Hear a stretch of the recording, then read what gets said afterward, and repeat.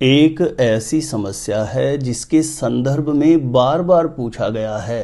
शादी के लिए रिश्ता बहुत अच्छा है, लेकिन जब कुंडली मिलान कर रहे हैं तो कुंडली मिलान नहीं हो रहा है। तो देखिए, हो सकता है आपकी एक छोटी सी गलती की वजह से एक बहुत अच्छा रिश्ता आपके हाथ से निकल जाए।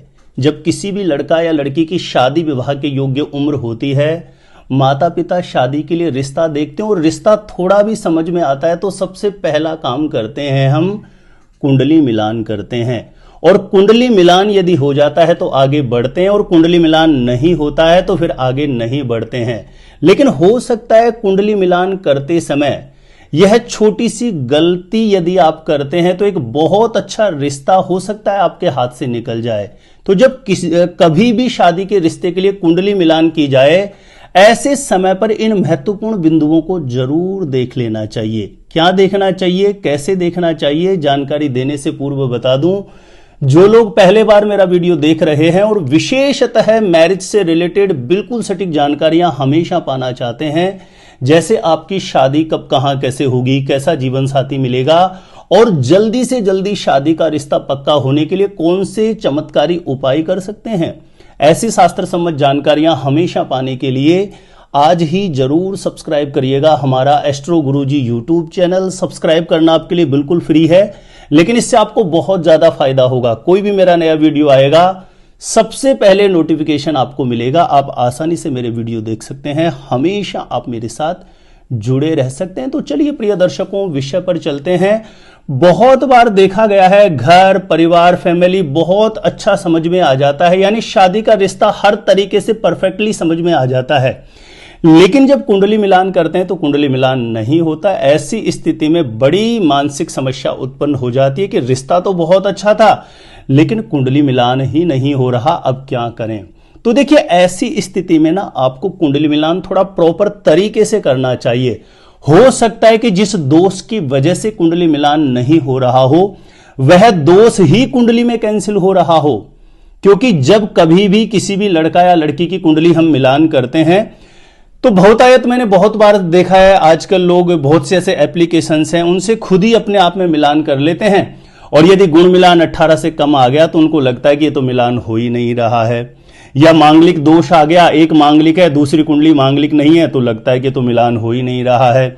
नाड़ी दोष दिख रहा है, किसी भी एप्लीकेशन में आपने मिलान करके देखा तो आपको लगेगा यहां पे तो नाड़ी दोष बन रहा है, यहां पे तो आगे बढ़ना ही नहीं चाहिए, मिलान हो ही नहीं रहा है। गण दोष बन रहा है, भकुट दोष बन रहा है, यहां पे दोष बन रहा है, यह मिलान अच्छा नहीं है। और बहुत बार ऐसा यदि आप करते हैं तो हो सकता है आप बहुत बड़ी गलती कर रहे हैं, क्योंकि कोई भी दोष बनता है तो उसके कैंसिलेशन के भी ज्योतिष में बहुत सारे नियम होते हैं, बहुत सारे सूत्र होते हैं।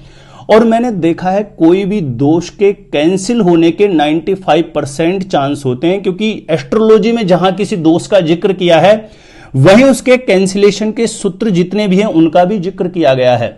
मान के चलिए किसी भी लड़का या लड़की की हम कुंडली मिलान कर रहे हैं और कुंडली मिलान में 18 से कम गुण मिलान आ रहा है, मान के चलिए 13-14 गुण ही मिल रहे हैं, तो कम गुण मिलान आने का मुख्य कारण क्या हो सकता है? या तो गण दोष बन रहा होगा, या भकुट दोष बन रहा होगा, या नाड़ी दोष बन रहा होगा। इन तीनों दोषों में से कोई एक दोष जरूर बन रहा होगा, इसी की वजह से यह गुण मिलान कम हुआ है। लेकिन मान के चलिए गुण मिलान 13 या 14 है, लेकिन दोनों के बीच में राशि मैत्री बन रही है, तो ऐसे में गण दोष और भकुट दोष दोनों ही पूर्णतया कैंसिल हो जाते हैं।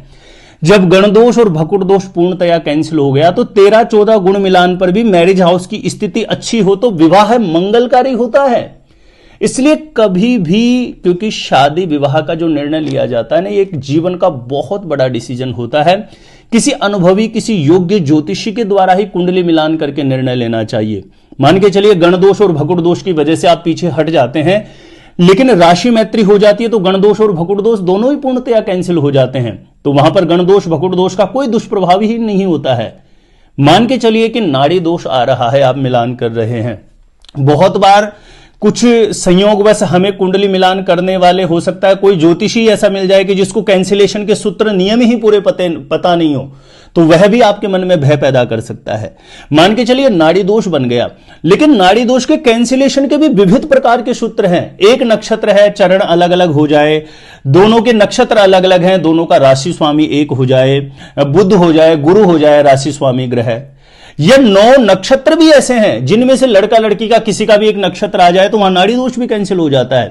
तो यदि कैंसिलेशन का सूत्र लागू हो जाता है नाड़ी दोष बनने के बाद भी, तो वहां पर विवाह किया जा सकता है और 95% संभावना रहती है कि कोई भी दोष बन रहा है तो वह कैंसिल भी हो सकता है, क्योंकि कैंसिलेशन के विविध प्रकार के नियम है, सूत्र हैं। तीसरा मुख्य कारण मैंने देखा है कि किसी भी लड़का या लड़की की कुंडली मिलान नहीं होने का कारण कुछ लोग उसमें मांगलिक का रखते हैं कि एक कुंडली मांगलिक और दूसरी नहीं है तो आगे नहीं बढ़ा जा सकता। लेकिन मैं आपको बता दूं 95% से भी ज्यादा ऐसी कंडीशंस होती हैं, कैंसिलेशन के सूत्र होते हैं। ऐसी कंडीशन में एक कुंडली मांगलिक और दूसरी कुंडली मांगलिक नहीं है तब भी विवाह किया जा सकता है। मान के चलिए एक कुंडली मांगलिक है और जिसकी कुंडली मांगलिक नहीं है उसकी कुंडली के तीसरे, छठे या 11वें भाव में शनि हो, मंगल हो, राहु हो, ऐसे ग्रह बैठने पर भी नॉन मांगलिक मांगलिक से विवाह कर सकता है और मांगलिक नॉन मांगलिक से कर सकता है। किसी की कुंडली मांगलिक है लेकिन उसमें मंगल अस्त है, नीच है, या मंगल पर बृहस्पति की दृष्टि है। ये बहुत से ऐसे नियम हैं जिनके चलते मांगलिक कुंडली को भी मांगलिक दोष के लिए कंसीडर नहीं किया जाएगा। एक कुंडली मांगलिक है और दूसरी कुंडली मांगलिक नहीं है, लेकिन जो कुंडली मांगलिक है जिस स्थान में मंगल बैठ के मांगलिक दोष बना रहा है, दूसरी कुंडली के अंदर उसी स्थान में शनि या मंगल बैठा हुआ हो, शनि बैठा हो, राहु बैठा हो, तो ऐसी कंडीशन में मांगलिक दोष प्रभावहीन हो जाता है। मंगल चंद्रमा के साथ है, मांगलिक दोष प्रभावहीन हो गए। ऐसे विविध प्रकार के कैंसिलेशन के सूत्र होते हैं प्रिय दर्शकों। तो कभी भी मैरिज के लिए जब आप निर्णय ले रहे हो तो आप अपने आप से, जैसे कोई भी एप्लीकेशन सॉफ्टवेयर की मदद उसी को सिर्फ पर्याप्त ना समझें, किसी योग्य अनुभवी ज्योतिषी से जरूर सलाह लेकर के आगे बढ़ें। क्योंकि कहीं पर भी बहुत बार यह भी होता है कि गुण मिलान तो बहुत ज्यादा अच्छा आ रहा है, लेकिन इंटरनली कुंडली में मैरिज हाउस बहुत ज्यादा पीड़ित अवस्था में है, मैरिज को ग्रहण लगने वाली कंडीशन है, तो गुण मिलान ज्यादा आने पर भी हो सकता है कि विवाह मंगलकारी ना हो। और बहुत बार यह देखा गया है कि आप मिलान कर रहे हैं, गुण मिलान कम आ रहा है, कोई दोष बन रहा है और उसकी वजह से आप पीछे हट रहे हैं, लेकिन हो सकता है वो दोष ही कैंसिल हो रहा हो और हो सकता है वह मिलान आपके लिए बहुत अच्छा हो।